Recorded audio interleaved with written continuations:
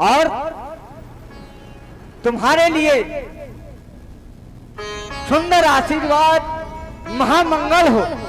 और राजन, जिसका मंगल अच्छा होता है उसके जीवन में कभी शत्रु उससे विजय प्राप्त नहीं कर सकते, और जिसका गुरु मजबूत होता है तो फिर कहना ही क्या है राजन। और तुम्हारा गुरु तो बहुत ही अच्छा और बहुत ही सुंदर है। इसीलिए राजन, आने का कारण गुरु सदन हम जानना चाहते हैं। श्री गुरुदेव भगवान, आप तो देख रहे हैं मेरे जीवन में समय अपनी गति से चल रहा है, लेकिन आज हृदय में एक ग्लानि है। मैं विचार करता हूं इस संसार में जो आया है उसे एक ना एक दिन जाना है। जो जन्मा सो निश्चय नासा, और जो नासा सो पुनः प्रकाशा। जिसका जन्म है उसकी मृत्यु है, और जिसकी मृत्यु है उसका पुनः जन्म होता है। मैं विचार कर रहा हूं क्या मेरे बाद हमारी इस अयोध्या का लालन पालन करने वाला कोई नहीं होगा? क्या राजा दशरथ के बाद सूरवंशियों का नाम समाप्त हो जाएगा? देवता, आप तो देख रहे हैं कि मेरा चौथापन चल रहा है, लेकिन अभी तक मेरे एक भी संतान नहीं है। ऐसा नहीं है कि संतान प्राप्ति के लिए मैंने उपाय ना किए हों। संतान प्राप्ति के लिए सबसे प्रथम उपाय होता है व्यक्ति के जीवन में गृहस्थ आश्रम का होना। तो मैंने विवाह भी किया, एक नहीं, दो नहीं, तीन विवाह किए, लेकिन न जाने कौन सा ऐसा अपराध आप किस दास से हो गया देवता की अभी तक हमारे महलों में पुत्रों की किलकारियां नहीं गूंजी। हमारे यह कान वह पिता शब्द सुनने के लिए न जाने कब से ललायत हैं। देवता देखे ना, मैंने एक नहीं, दो नहीं, तीन विवाह किए, लेकिन वह राजमहल, वह आंगन अभी तक सूना है। देवता, अभी तक सूना है।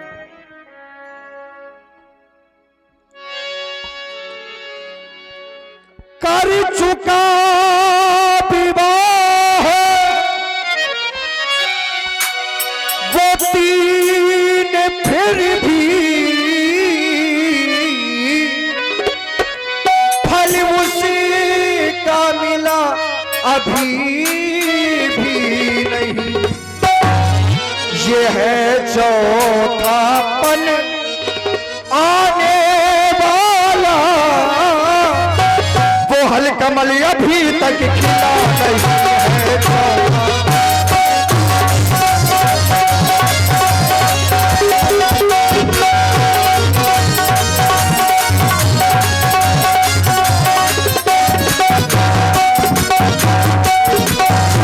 वर्तमान को देखकर हृदय में कष्ट हो रहा है देवता, भविष्य को मैं जानता नहीं।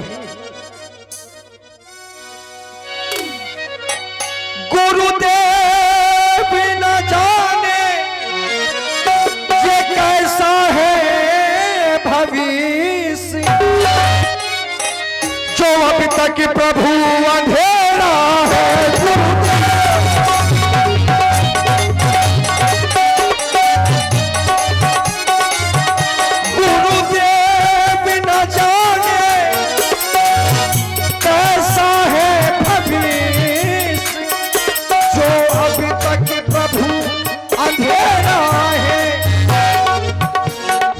निर्बल होता जाता हूँ, मैं निर्बल होता जाता हूँ, ये प्रबल दुख ने घेरा है।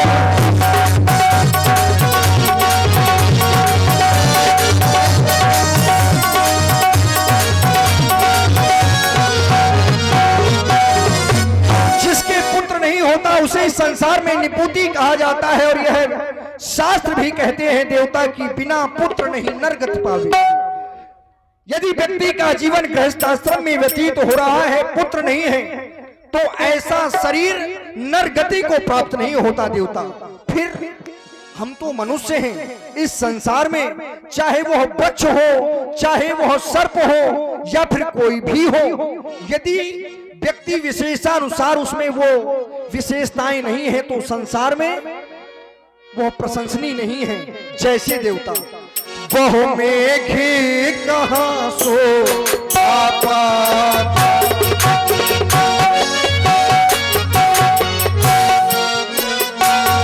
वह मेघे कहाँ शोभा पाता,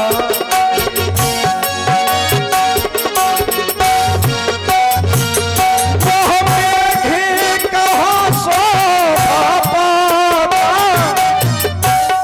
जिसमें ना बूंद भरी जल होवे, वह मेघे, वह मेघे, वह मेघे कहाँ शोभा पाता, जिसमें ना बूंद भरी जल होवे, वह वृक्ष कहाँ शोभा पाता, वह वृक्ष कहाँ शोभा पाता, जिसमें न एक भी फल हो।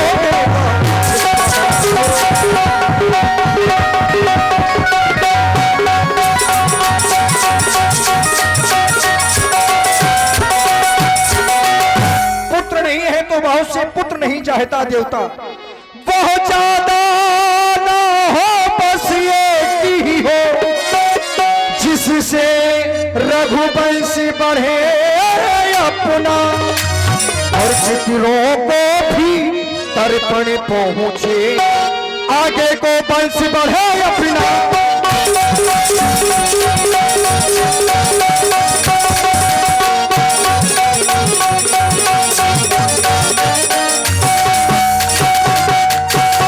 गुरुदेव उपाय वही अभी हो, गुरुदेव गुरुदेव गुरुदेव गुरुदेव गुरुदेव गुरुदेव गुरुदेव गुरुदेव,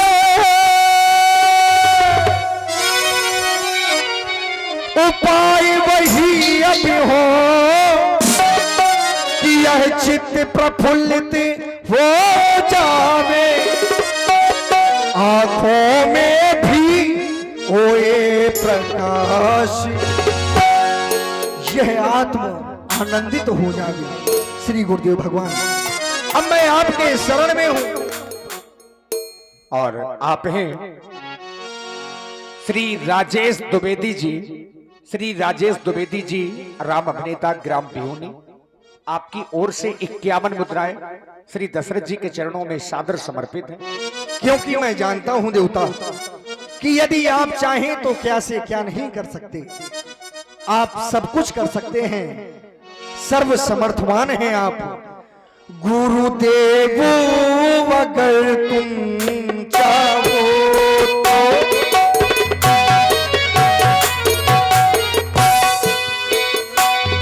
गुरुदेव अगर तुम चाहो तो सरता भी समंदर हो जावे, गुरुदेव अगर तुम चाहो तो सरता भी समंदर हो जावे।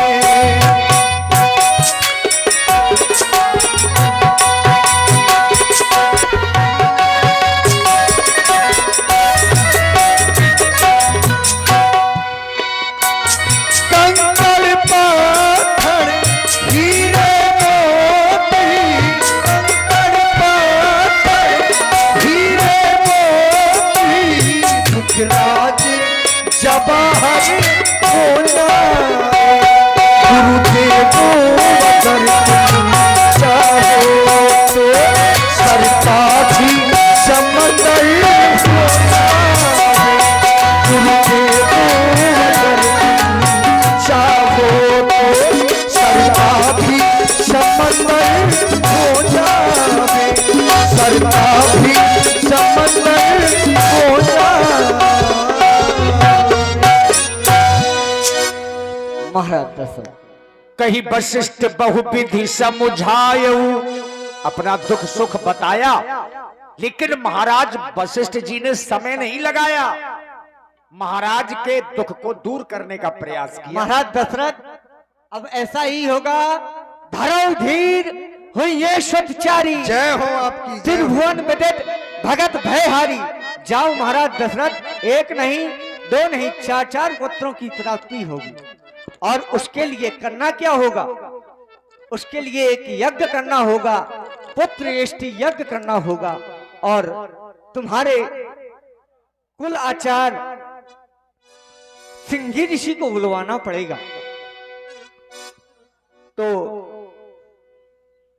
देखिए, महाराज वशिष्ठ जी ने कहा, विभांडक ऋषि के पुत्र महाराज श्रृंगी ऋषि, जो वर्तमान में पाटलिपुत्र में रहते हैं, राजा रोमपाद जी के यहाँ, चूंकि राजा दशरथ के कुल के मान्य हैं, चूंकि आप लोगों ने नाम सुना होगा शांता का, दत्तक पुत्री के रूप में राजा रोमपाद जी की ही पुत्री हैं शांता, जिन्हें राजा दशरथ जी ने दत्तक पुत्री के रूप में स्वीकार किया और श्रृंगी ऋषि को ब्याही गई, तो वो कुल के मान्य हैं, तो उनको बुलवाया गया है। चूंकि महाराज श्रृंगी ऋषि पुत्रेष्टि यज्ञ के विशेषज्ञ हैं। यद्यपि यज्ञ तो महाराज वशिष्ठ जी भी करवा सकते हैं, लेकिन ब्रह्मा जी ने चूंकि पहले से विधान बना के रखा है कि जब समस्या आएगी तब आपको श्रृंगी ऋषि जी को बुलवाना है, और वही किया महाराज वशिष्ठ जी ने। श्रृंगी ऋषि वशिष्ठ बुलावा, पुत्र काम शुभ याद करावा।